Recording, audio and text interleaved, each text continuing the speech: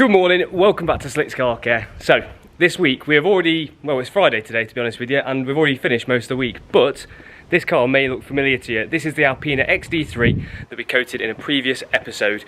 It's been to the dealership, had some repair work done, and to be honest with you, that resulted in the car having to be coated all over again with overspray and things like that. But anyway, doesn't matter. So, what I want to show you guys this week is how we paint calipers on cars. So we have this BMW M3 F80, I believe it is, which has been elsewhere and they haven't quite nailed the colour that the customer wanted. So they have painted these M calipers in this shade of green from the original blue. They've not done the worst job in the world, definitely not. There's a few bits that I would have done slightly differently, but this is not the colour the customer wanted. So I'm not going to tell you what that is yet, but let's get the wheels off, get it on axle stands. I want to protect the floor and the rest of the unit as best we can using plastic sheeting, just to ensure that we minimise the overspray damage to the floor, the walls, you know, anything else that we've got in here. So while we're putting the car on axle stands, I'm going to slide a sheet underneath, and then we're going to mask off the rest of the car before we start prepping the calipers.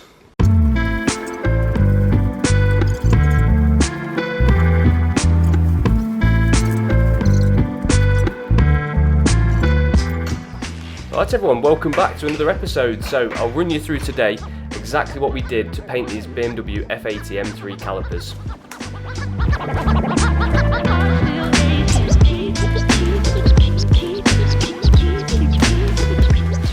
Once the car's in the air and we've got a sheet underneath it to protect the floor, we can then take the wheels off, take those outside ready to be cleaned up before they're refitted later.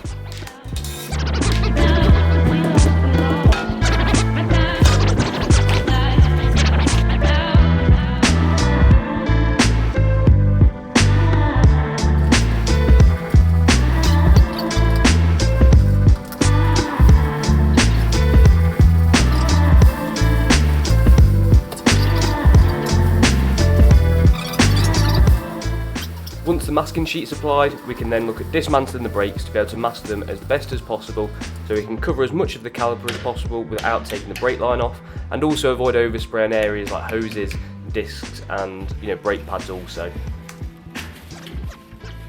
So on these cars there's two things holding the brake pads in. There's a retaining clip and two retaining pins. All you've got to do is knock out the two retaining pins from the front, and the clip will come with it.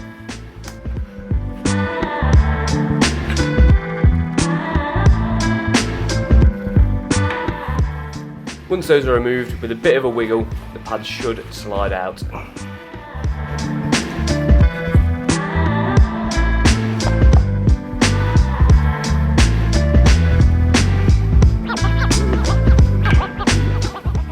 And then also just pop off the brake pad wear sensor. There's one on the front passenger side and one on the rear driver's side.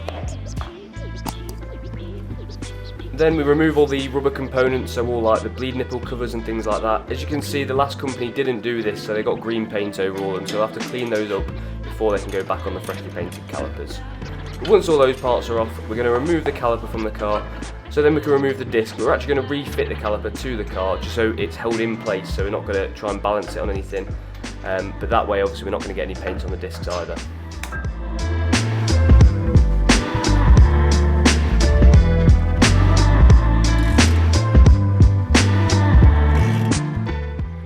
So there's just two Allen key bolts holding the disc in place once the caliper is removed, and then it should pop right off.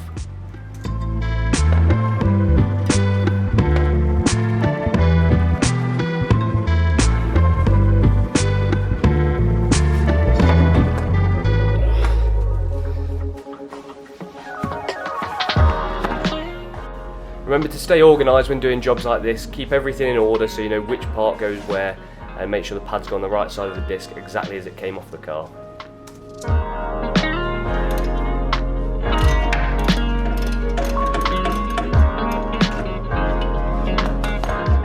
So we just repeat the removal process for all the other corners of the car, and then we'll be ready to start masking.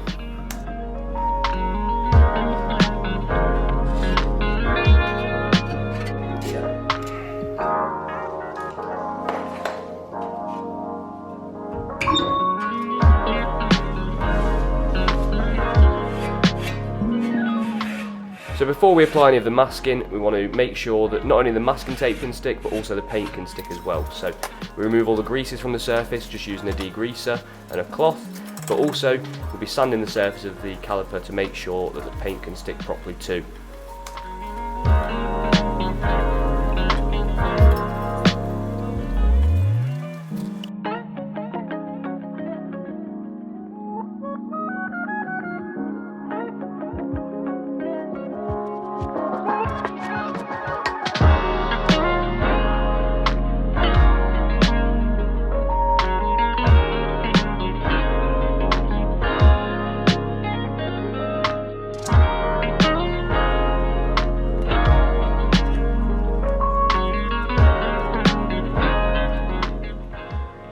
So once that's done, it's just a case of applying masking tape to all of the areas where you don't want to get paint. So all of the rubbers, your bleed nipples, the brake disc shields, brake hoses, everything like that. The more masking you do, the lot less time you're going to spend on cleanup. So I think it's very important just to get this right.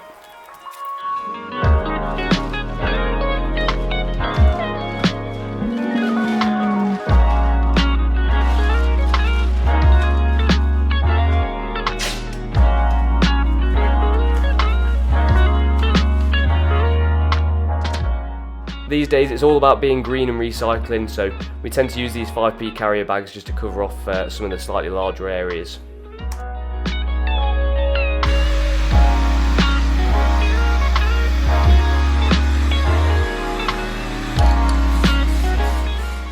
So once all the masking's done, it's time to apply the primer. We use a heat gun just to heat up the caliper. This will help the paint stick, and then just one good heavy coat and giving it plenty of time to dry. Again, you can also use the heat gun to help speed up the drying times too.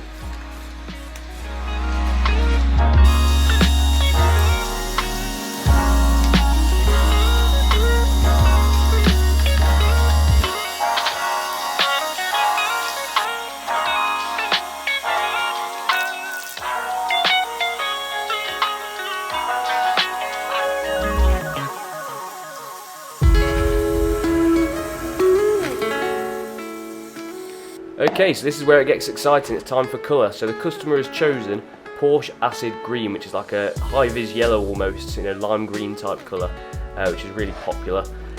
This was supplied to us by Perfect Pearls and Pigments. You can use rattle cans for your colour coat, but we've found the finish to be better, and also for it to be a lot more cost effective for us to use actual, normal paint through a gun. As I say, you mix this 1-to-1 with thinners, and then stick it straight in the gun.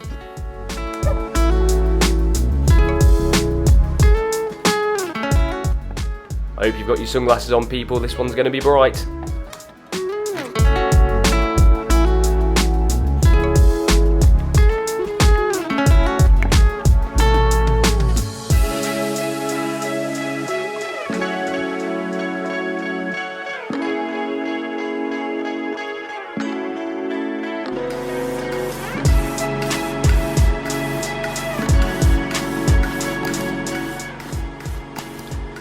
So using a reasonably low pressure and a very fine mist for that first coat, we just want to get a first thin coat on there before we start laying on the colour a bit thicker.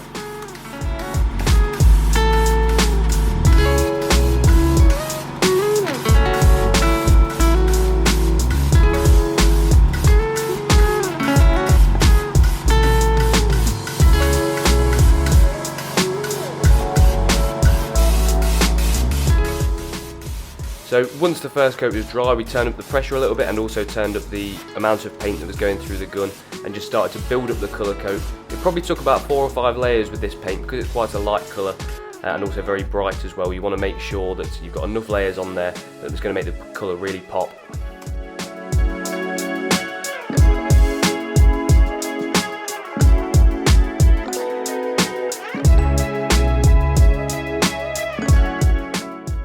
So seeing as it's Friday, it'd be rude not to have a late afternoon beer, but the job's nearly done and we're ready for clear coat now. The colour coat's dry. So we've got a 2K clear coat in a rattle can, which we'll be building up in layers. We'll probably do about 3 or 4 decent layers on there just to give the paint some good protection.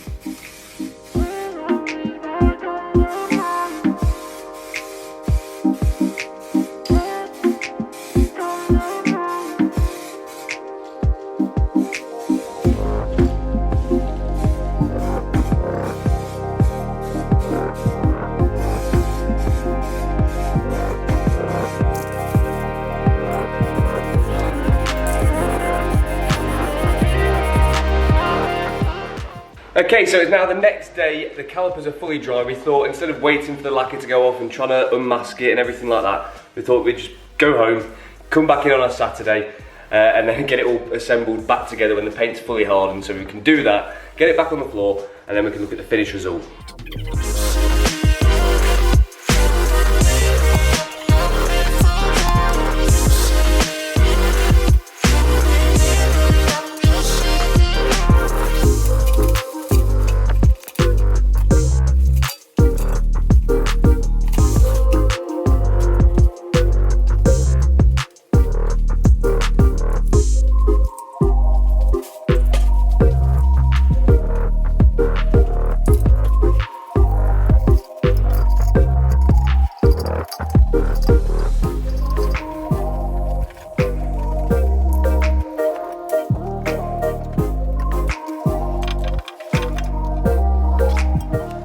So now all the paint's dry, we can start reassembling the brakes. My top tip with this is leave it as long as you can before you start handling the calipers, because the paint still may be soft, so the last thing you want to do after all your hard work is ruin it by touching them too early.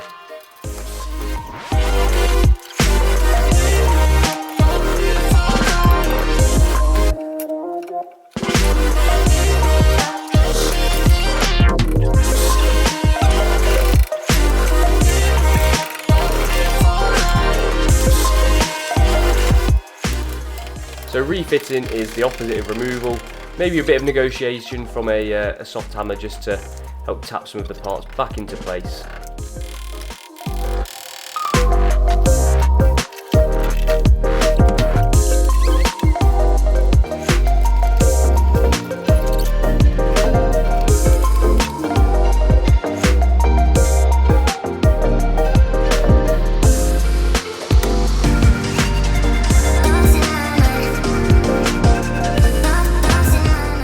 Now to refit our freshly cleaned up bleed nipple covers.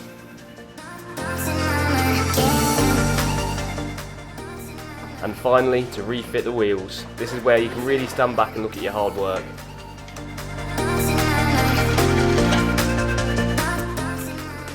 Okay, I'm going to sign out here. We're going to do a quick coat of tyre dressing just to finish off the job and get the car back on the floor. But if you've enjoyed today's video, please don't forget to give it a like. It really helps us get found across YouTube. But also subscribe to the channel as well so you don't miss any of our future uploads. But yeah, we'll see you next week. Thank you very much.